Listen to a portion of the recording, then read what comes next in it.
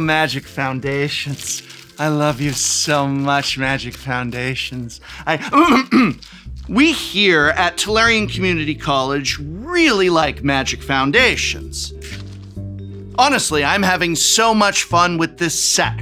Looking through the card list, thinking about the possibilities for decks, for formats, for card combos and interactions, jamming games with friends and around the office. The amount of innovation and new card design that Wizards of the Coast has packed into what is essentially a core set is impressive to say the least. And all of that is why I am here to very proudly say to you, don't buy Magic Foundations. Well, not if you're a Commander player anyway. If you want to draft or play sealed, it is an awesome A+ experience, and that is what these booster packs are for. I've even got some tips and tricks for playing in a draft or sealed event that you can check out here. But for you Commander players, the best way to get the cards that you want to play with for the decks that you want to build is not to rip wrappers or break open booster boxes, but just to buy singles. Packs are for draft, and I love draft, but Commander is for singles, and Magic Foundations has many hot singles in your area.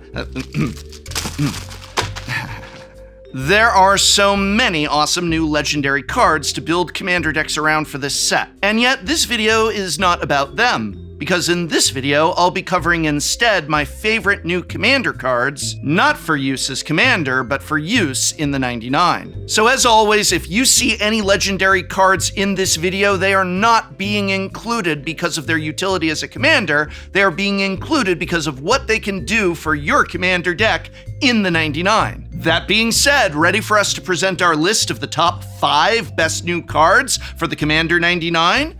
5? Yeah, 5. For this video, I will not cover any cards I've already discussed in my previous Best New Cards from Foundations videos. Even though, yes, Bloodthirsty Conqueror, also known as quote-unquote exquisite blood as a Baneslayer Angel, will indeed be phenomenal in Commander. So too will Loot Exuberant Explorer, as these exploration-style permanents are always great in the format. And this one even has a built-in payoff in his activated ability. I've also decided to omit cards that, while certainly powerful, have been done too many times in the past. Twin Flame Tyrant is a prime example of this. Excellent card in Commander, particularly great thanks to its dragon type line, but I'm getting tired of putting damage doublers on my top 5 lists for Commander. Oh, no, wait, that wasn't a line from the script, that was a note from Jessie. She's getting tired of putting damage doublers in her top 5 lists. Well, you don't need to tell me that a damage doubler is good, Jessie. We get it. Another card that falls into this category is Blasphemous Edict. This is a very good Wrath, even at 5 mana, since sacrificing creatures, instead of destroying them, gets around indestructible. But the ability to sometimes cast it for just 1 mana is some bonkers upside. With so many good cards to choose from, a Wrath, even a cool and unique Wrath, is at the end of the day, just a Wrath. Many Magic the Gathering players ask the question, given how large Foundations is, how can you possibly determine the top new cards for Commander?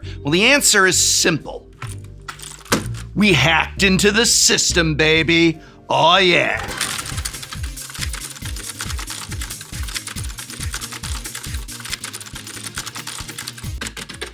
I'm in. Don't you wish you could do that? Well, you can. You just need to learn how to code. And now you can, and have fun in the process, thanks to Boot.dev, sponsor of today's video. Yeah. Boot.dev is an online self-paced course on back-end web development in the Python and Go programming languages, but it's more than just a course. It literally feels like you're playing a super fun role-playing game. As you play, you'll be writing a ton of code because Boot.dev knows the only way to learn is by getting your hands on the keyboard, like this. And real talk, if you're sick of working in person and want to find a remote job, one of the best ways to do that is to learn how to program. Every feature in boot.dev is designed to keep you motivated and moving in the direction of your goal: job-related programming skills. And you know what's awesome? On boot.dev, they have bi-monthly boss fights where the boot.dev community rallies together and gains bonus XP for each lesson completed during the event. Honestly, I think turning Code School into a video game is a genius idea. The fact that you can earn XP, levels, achievements, and complete quests while climbing a global leaderboard, all while learning back-end web development from start to finish, is the coolest thing to me. They've got a super active Discord community to help you out if you get stuck, or you can get help from Boots, their bear wizard AI that has been trained on each lesson and uses the Socratic method to help you in your understanding. So if you want to give learning to code a shot, click the link in this video's description box and use my code Tellarian to get 25% off your first month, or even your first year if you choose the annual plan. Such a great deal. Thank you, boot.dev, for sponsoring this video and for the awesome service where you learn to code, but it's like you're playing a video game. That's pretty cool. Check it out. Before we get into the proper list itself, I do want to touch on an honorable mention: Niv Mizzet Visionary. Niv Mizzet Visionary is the 7th in a long line of Niv Mizzets, though oddly enough, it's only the 4th Izzet Niv Mizzet. This one is a 6-mana 5/5 dragon wizard legend for 4 generic and 1 of each Izzet mana. Niv Mizzet Visionary has flying and reads: you have no maximum hand size, and whenever a source you control deals non-combat damage to an opponent, you draw that many cards. This Niv Mizzet is going to be a solid commander in its own right, but I'm including it here for its utility in the 99, especially in the 99 of Niv Mizzet Parren decks. Or also Niv Mizzet the Firemind decks, though those are a little less common since outside of casting cost, Niv Mizzet Parren is the superior Niv. When you have Niv Mizzet Parren or the Firemind in play, and Niv Mizzet Visionary in play, then you generate an infinite loop of pings and draws. To start the loop, you either need to cast an instant or sorcery, activate an ability that deals non-combat damage to an opponent, or simply draw a card. When Niv Mizzet Parren or Firemind deals its 1 damage to an opponent, Niv Mizzet Visionary triggers and draws you a card. This triggers your Parren or Firemind, dealing a damage to an opponent. That will then trigger your Visionary, drawing you a card. You see the loop, right? There we go, there's the loop. Now, I just love Niv Mizzet Visionary's inclusion in this set, not just for gameplay reasons, though those are fun too, but because it's clearly a sneaky joke made by Wizards Research and Design. They knew what they were doing. I see you, Carmen and Gavin. You intentionally designed a Niv Mizzet that goes infinite with other versions of Niv Mizzet. Why? Because Niv Mizzet going infinite with himself is the most self-indulgent Niv Mizzet thing possible. The guy is obsessed with himself. It says it right there in Visionary's flavor text. Ravnica's sharpest mind and its biggest ego. This kind of inside joke, implicitly suggested in an evocative design of a fan-favorite character, is precisely what Magic Foundations is all about. All right, time for the list proper itself, and at number 5 is a card that I'm sure gave Josh Lee Kwai heart palpitations. And not just because he's older than me, but it's because of High Fae Trickster, a 4-mana 4/2 blue fairy wizard with flash that also gives all your other spells flash. Now, there are a lot of ways to give spells flash in Magic the Gathering. There's cards that give you the ability to cast any spell at instant speed for a single turn, and there's cards that give a specific kind of card flash, like a card type or other category of card. There are even cards that allow you to cast spells as though they had flash, but only sometimes, or only if certain conditions are met. But as for cards that grant you the ability to cast literally any spell with flash, there have been, before now, only 2 options: Vedalken Orrery and Leyline of Anticipation. In Commander, the ability to cast your spells with flash is a really big deal. If your spells are all sorcery speed, then you have to cast them on your turn and then wait for 3 other players to take their turn before you get to go again. A lot can change in those 3 turns, and sometimes other players will do something that will make you wish you'd made a different choice on your turn, like cast a Wrath of God after you played out all the creatures in your hand, or cast the other half of their infinite combo after you tapped out of the mana you'd have needed to interact. If all your spells have flash, though, you have near infinite flexibility, gated only by the amount of mana you have available to you. That's why a great commander player like Josh Lee Kwai loves playing with Vedalken Orrery so much. But as good as Orrery and Leyline are, they have a significant drawback. They themselves must be cast at sorcery speed, assuming you didn't happen to have Leyline of Anticipation in your opening hand. This opens you up to getting them removed before you have a chance to untap and make the most of them. That's why High Fae Trickster is so good. It has flash. You can cast it on the end step of the opponent to your right, then untap immediately and start living your instant speed life. The biggest downside to High Fae Trickster is that creatures are more vulnerable to spot removal than artifacts or enchantments. That's especially true given its 2 toughness stat line. Come on, a stiff breeze could kill this thing. But pair it with a way to protect it like Spellskite, which of course gains flash once the Trickster is in play, and you'll be in great shape.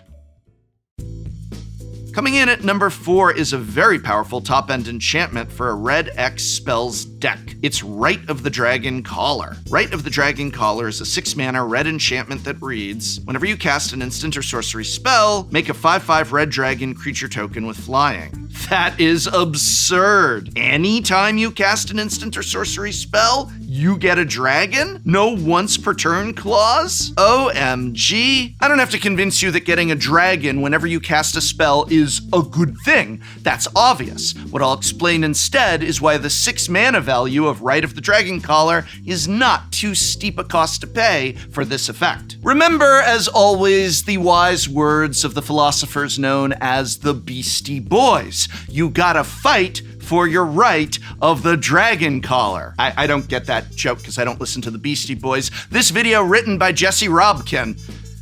Does that joke work? These days, red is the definitive color of rituals. There are a lot of good red rituals in Magic. It's not that hard to, for instance, cast Rite of the Dragon Caller on turn 3 in, say, a Ral Monsoon Mage deck. All you have to do is cast Ral on turn 2, then play a land and cast Seething Song on turn 3 for its now reduced rate of 2 mana. That adds 5 mana to your pool. Use that 5 mana plus the mana from your 3rd land drop to cast Rite of the Dragon Caller, and voila! Provided you can untap, you'll get to start generating dragons as soon as turn 4. Sure, your opponents could theoretically remove your Rite before you untap, but turn 3 is pretty early for that. They're more likely to still be in their setup phase than they are to have interaction for enchantments already in their hand and able to cast. What's more, if you have blue in your deck, which you likely do if you're playing a spells deck, you could conceivably back this card up with free counter magic like Fierce Guardianship or Force of Will. If your opponents try to remove your Rite of the Dragon Caller and you have a free counter to fight over it, you'll get a dragon out of the deal. Arachnophobes, avert your gaze, because we're about to get into the Spider Spirit. And by that I mean we're going to take a look at Spider Spirit, Spinner of Souls, a 3-mana 4/3 green Spider Spirit with reach. Aside from its keyword, Spinner of Souls has just one ability. Though it's a mouthful, whenever another non-token creature you control dies, you may reveal cards from the top of your library until you reveal a creature card. Put that card into your hand and the rest on the top of your library in a random order. This is a really good card advantage card in any green deck with a lot of creatures. In other words, any green deck. But it's especially good as a card advantage engine in a Golgari deck that regularly sacrifices its own creatures for some beneficial effect. Imagine, for an instance, a marine deck with this card. Is it Marine or Maren? Well, either way, not only are you getting a creature back from the yard on your end step, you're also getting a new creature into your hand from the Spinner of Souls. Spinner of Souls also can't whiff unless you're out of creatures in your deck, since you reveal cards until you hit. This makes it better than something like Domri Raid's +1 loyalty ability by a wide margin. Just as with Rite of the Dragon Caller, Spinner of Souls also does not have a once per turn clause, a trend I absolutely love to see for these good commander cards. I understand why Wizards R&D does it, but I do feel that the do this only once per turn clause, especially on triggered abilities, ends up being inelegant and all around an unfun way to balance a card's power level. It's Commander, come on, just let stuff trigger already. Spinner of Souls is likely to be a serious face removal magnet, especially since it doesn't trigger its ability when it itself dies. But fortunately, green has no shortage of ways to either protect your good creatures or to get them back when they die. Alright, we're down to our top 2 best new cards for the 99 of your Commander deck. Coming in at number 2, can you guess what it is? Whoa, why it's a limited time Tolarian Community College merch, like these Tolarian Community College hoodies and TCC Professor shirts when you go to www.tolariancommunitycollege/store. That's right, this is only for a limited time. Pre-orders are being taken until December 15th, but we've got this limited edition of Tolarian Professor t-shirts, TCC hoodies, and even this sports ball long sleeve baseball tee. There's also classic Tolarian merch available, as well as coffee mugs and dice bags. But if you want a hoodie or t-shirt, you better pick one up now. So head on over to www.tolariancommunitycollege.com/store because these new lines of merch are available only for a limited time.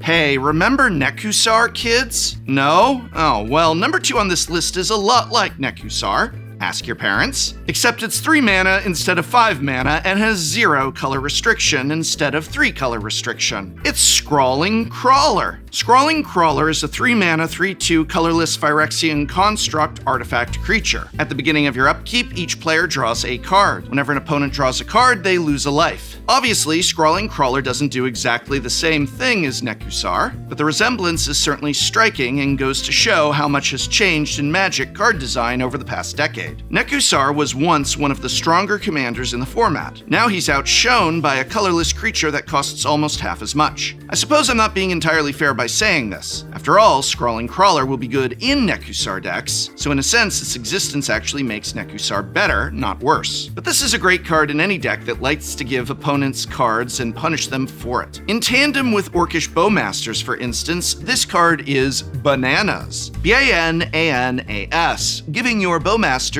3 triggers simultaneously. The great part about this card is because it gives your opponents the card on your turn, they likely won't be able to use the card right away. You'll be able to use yours though. Remember, your opponents don't just experience pain when they draw a card from the Scrawling Crawler's ability. They lose a life anytime they draw any card, including the card they draw for their draw step. With the Sheoldred in play alongside Crawler, every card in your opponent's draw is effectively a lava spike to the face. In addition to dedicated card draw Punisher decks like Nekusar and Sheoldred the Apocalypse, Scrawling Crawler will also be good in more generic Punisher decks, especially those like Kaverick the Punisher that punish players for casting any extra spells they draw off your Crawler. Ooh, I just love Punisher decks. Remember that one episode of Shuffle Up and Play?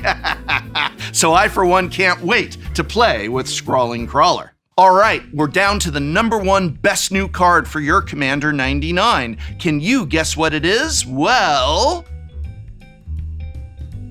so here we are. Last but certainly not least, we have a cost reducer for spells to end all cost reducers for spells. Mage of Ras, a 3/6 giant wizard for 3 generic and 2 blue mana. Mage of Ras has a very simple text box. Instants and sorceries cost 1 generic mana less to cast, and whenever you cast one, draw a card. Oh look, another great card that isn't gated by a once per turn clause. Thank you, Wizards of the Coast. I mean, let's be honest, this card is good. Wow. It's like if Archmage Emeritus and Baral, Chief of Compliance, had a very tall, bearded child. These days, there are no shortage of cost reducers for spells decks. Competition is stiff for these types of cards since they tend to have diminishing returns. You only need 1 in play to turn 2 mana spells into 1 mana spells, for instance. Therefore, it's important that these cost reducers are bringing something else to the table as well. And Archmage of Ras does exactly that. His steep initial mana investment does mean you can't rely on him for cost reduction early, but that's okay. His upside more than makes up for his cost. If you manage to untap with him, you'll start drowning in fresh cards. He's not that hard to untap with either, given you're in blue. Counter magic is great at protecting him. Cast him on turn 6 with 1 mana and you can hold up negate, for example. Or like I mentioned with Rite of the Dragon Caller, protect him with 0 mana counter magic. Just like counters you cast with the Rite in play, your free counters will net you a card back with the Archmage of Ras in play. His 3/6 body makes him an excellent blocker too, so you're likely to have the time to make the most of the value he he generates. Archmage of Runes is awesome in combo decks that want to live life on easy mode, or in more controlling decks that, well, also want to live life on easy mode. Because that's what Archmage of Runes does. He makes your cards cheaper and gives you more of them. If that's not easy mode, I don't know what is. And there you have it, my top 5 picks for new designs in the Commander 99. What do you think of this list? Are there any cards I didn't mention? Let me know in the comments below. And remember, if you're ready to learn how to code, then you need to check out Boot.dev, where learning to code can be as fun as playing a video game. And right now, if you're ready to give learning to code a shot, click the link in this video's description box and use my code Tolarian to get 25% off of your first month, or even your first year if you choose the annual plan. Such a great deal, and thank you, Boot.dev, for sponsoring this video.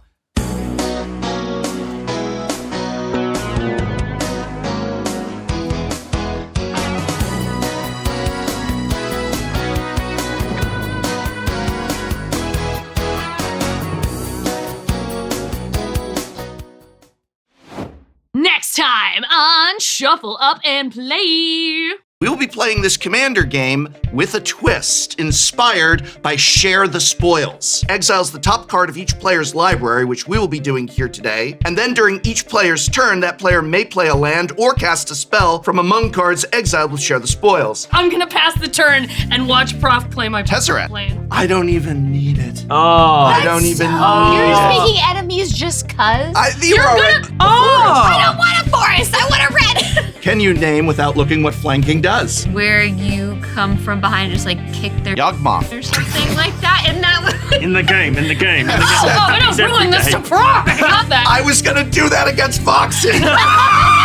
We got it! Yeah! We got it! Who wants to get infected first?